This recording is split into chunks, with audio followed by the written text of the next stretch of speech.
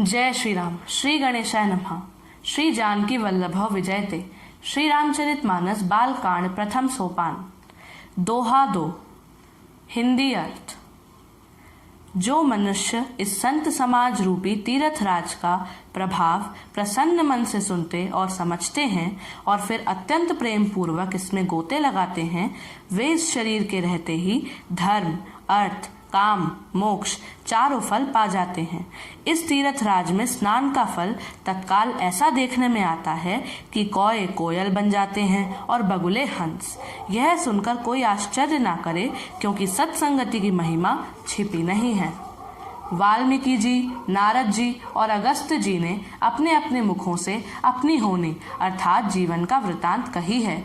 जल में रहने वाले, जमीन पर चलने वाले और आकाश में विचरने वाले नाना प्रकार के जड़ चेतन जितने जीव इस जगत में हैं, उनमें से जिसने जिस समय जहाँ कहीं भी जिस किसी यत्न से बुद्धि, कीर्ति, सद्गति, विभूति अर्थात ऐश्वर्य और भलाई पाई है, सो सब सत्संग का ही प्रभाव समझना चाहिए। वेदों में और लोक में इनकी प्राप्ति का दूसरा कोई उपाय नहीं है। सत्संग के बिना विवेक नहीं होता और श्री राम जी की कृपा के बिना वह सत्संग सहज में मिलता नहीं। सत्संगति आनंद और कल्याण की जड़ है। सत्संगति सिद्धि प्राप्ति ही फल है और सब साधन तो फूल हैं। दुष्ट भी सत्संगति पाकर सुधर जाते हैं। जैसे पारस के स्पर्श से लोहा सुहावना हो जाता है अर्थात सुंदर सोना बन जाता है, किंतु दैवयोग से यदि कभी सज्जन कुसंगति में पड़ जाते हैं तो वे वहां भी सांप की मणि के समान अपने गुणों का ही अनुसरण करते हैं।